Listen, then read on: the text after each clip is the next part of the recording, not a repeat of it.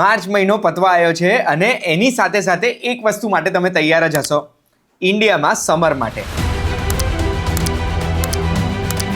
જેવું ઇન્ડિયામાં સમર શરૂ થઈ જાય છે એવું તરત જ 40-45 ડિગ્રી ટેમ્પરેચર તો નોર્મલ ગણવામાં આવે. હવે નોર્મલ ટેમ્પરેચર જે બહાર છે એ આપણા બોડી માટે નોર્મલ નથી, કારણ કે આપણા બોડીના નોર્મલ ટેમ્પરેચર કરતાં વધારે છે અને એટલે જ થોડાક કલાકો જો આપણે આ ટેમ્પરેચરમાં રહીએ છીએ તો હીટ સ્ટ્રોક આવવાના ચાન્સીસ થઈ જાય છે.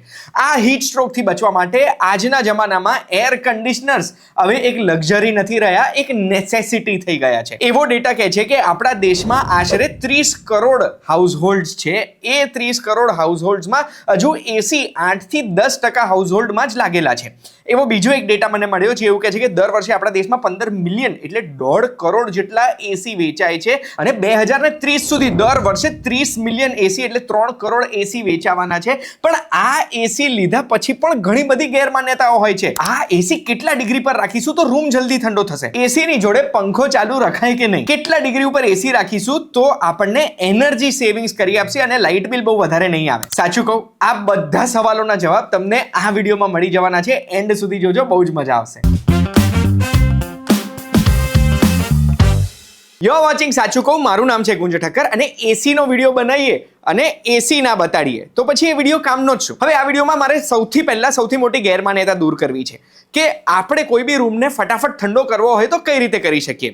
તો એના માટે મારે તમને બતાવું છે આ એસી અત્યારે 26 ડિગ્રી ઉપર છે. આ એસી અત્યારે 26 ડિગ્રી ઉપર છે. 26 ડિગ્રી ઉપર એસી છે, સેટ કરેલું છે ટેમ્પરેચર. પણ જે હવા આવી રહી છે એ હું આ ટેમ્પરેચર સેન્સરમાં મેજર કરીશ ને તો આપણને ખબર પડશે કે કેટલા ડિગ્રીની હવા આવી રહી છે. હવે 26 ઉપર સેટ કરેલું એસી છે, એમાં મેં આ ટેમ્પરેચર સેન્સર નાખ્યું તો એમાં અત્યારે હવા આવી રહી છે 13.8 ડિગ્રી સેલ્સિયસની. તો હવે એક કામ કરીએ, હવે હું આ એસીને સેટ કરવા માંગુ છું 24 ડિગ્રી ઉપર. 24 ડિગ્રી ઉપર સેટ કર્યું, અહીંયા તમને 24 વંચાય છે.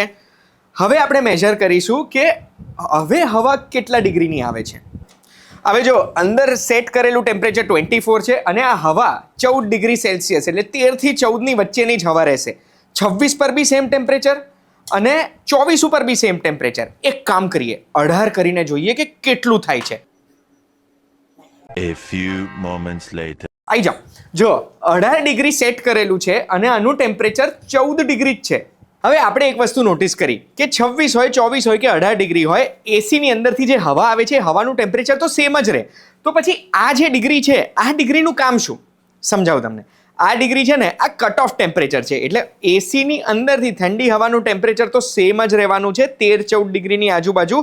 પણ જ્યારે બી જે ટેમ્પરેચર આપણે સેટ કર્યું છે એ ટેમ્પરેચરે એસી પહોંચશે ત્યારે આ ઠંડી હવા કટ ઓફ થઈ જશે, કોમ્પ્રેસરે ચાલવાની જરૂરત નહીં પડે.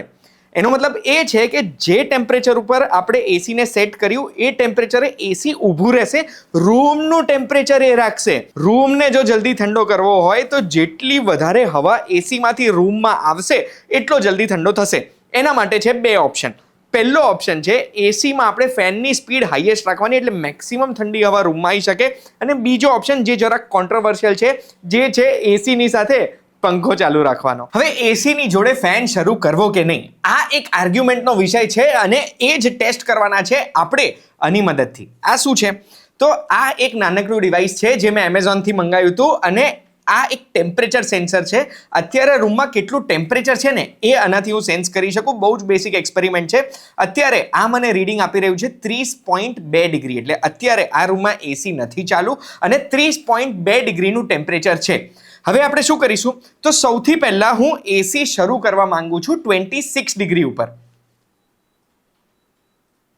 26 ઉપર મેં એસી કરી દીધું છે. હવે 30 મિનિટ પછી આપણે ચેક કરીશું કે આમાં શું રીડિંગ આવે છે અને આપણા રૂમનો ટેમ્પરેચર કેટલો થયો છે. A few moments later. હવે એક્ઝેક્ટલી 1 કલાક પહેલા આપણે એસી ચાલુ કર્યું હતું 26 ડિગ્રી ઉપર. 1 કલાક થઈ ગયો છે અને હવે હું તમને મારા ટેમ્પરેચર સેન્સરને બતાવવા માંગુ છું. તો મેં આ ટેમ્પરેચર સેન્સરને બહુ હલાયું નથી, કશું જ નથી કર્યું, મારા ટેબલ પર પડ્યું છે એટલે મારી આજુબાજુની હવાનું ટેમ્પરેચર 27.8 ડિગ્રી બતાડી રહ્યું છે. એટલે 1 કલાકની અંદર 26 પર આપણે એસી રાખ્યું તો એસીથી 20 ફૂટ દૂર છે આપણે ને 20 ફૂટ દૂર 2.5 ડિગ્રી ટેમ્પરેચર ઘટ્યું છે અને 27ની આજુબાજુ રહે છે. હવે આપણે શું કરીશું, આ પંખાનું રિમોટ છે, હવે આપણે પંખો ચાલુ કરીશું. 1 કલાક માટે પંખો આપણે ચાલુ રહેવા દઈશું અને પછી આપણે મેજર કરીશું કે 26 ડિગ્રી એસી ઉપર પંખો ચાલુ છે તો અહીંયાનું ટેમ્પરેચર કેટલું છે.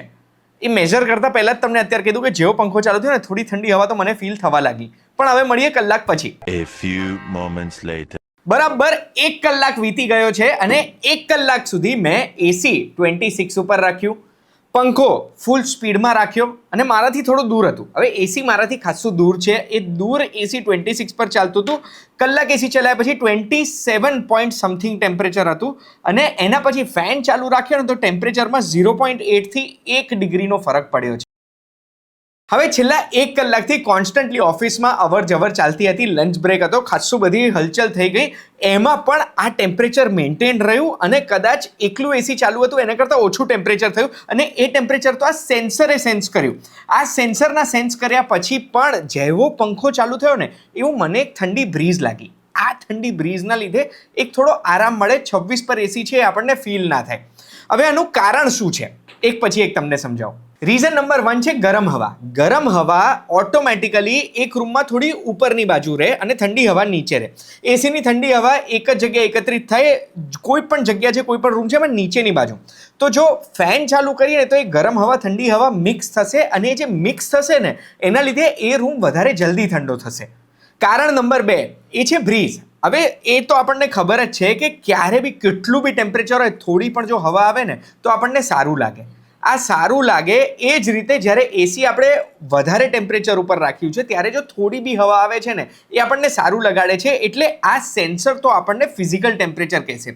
પણ આ બ્રીઝના લીધે જે ફીલ્સ લાઇક ટેમ્પરેચર હોય ને એ 26 ડિગ્રી ઉપર આપણને 24 ડિગ્રી જેવું ફીલ થાય. યુએસ ગવર્મેન્ટની મેં એક રિપોર્ટ પણ જોઈ છે. રિપોર્ટમાં એવું લખેલું છે કે ક્યારે પણ એસી સાથે ફેન ચાલુ હોય ને તો એ રૂમમાં જે ટેમ્પરેચર હોય ને એ 4 ડિગ્રી ફેરનહાઇટ એટલે 2 ડિગ્રી સેલ્સિયસ જેટલું આપણને હોય એના કરતાં વધારે ઠંડુ ફીલ કરાવે છે. અને એટલે જ જ્યારે આપણે એસી 24ની જગ્યાએ 26 રાખીશું, 22ની જગ્યાએ 24 રાખીશું, 2 ડિગ્રી ઊંચું રાખીશું અને સાથે પંખો ચલાવશું ને તો એ ઓટોમેટિકલી એનર્જી સેવિંગ કરાવશે. કારણ કે એસીનું 2 ડિગ્રીનો જે વધારો છે એટલી વીજળી કંઈ પંખો નથી ખાવાનો. ઓનલાઈનમાં ઘણી બધી રિપોર્ટ્સ એવી જોઈ છે કે એસીનું ટેમ્પરેચર જો આપણે 2 ડિગ્રી ઊંચું રાખીએ છીએ અને 8 કલાકે એસી ચલાવીએ છીએ ને તો દિવસના લગભગ 150 થી 200 રૂપિયા આપણે બચાવી શકીએ છીએ. એનો મતલબ એ થયો કે અગર આપણે 8 કલાક એસી ચલાવીએ છીએ તો મહિનામાં 3 થી લઈને 6000 રૂપિયા સુધીની બચત આપણે કરી શકીએ છીએ જસ્ટ ફેન ચાલુ રાખીને. આજના એક્સપેરિમેન્ટ પછી એક વસ્તુ તો આપણને ખબર પડી ગઈ કે એસીની સાથે પંખો ચાલુ રાખીશું ને તો એસી થોડાક વધારે ટેમ્પરેચર પર રાખીશું તો આપણે કમ્ફર્ટેબલ રહીશું. અને બીજું કે 18 પર કરવાથી એસી કંઈ રૂમ ફટાફટ ઠંડો નહીં કરી દે.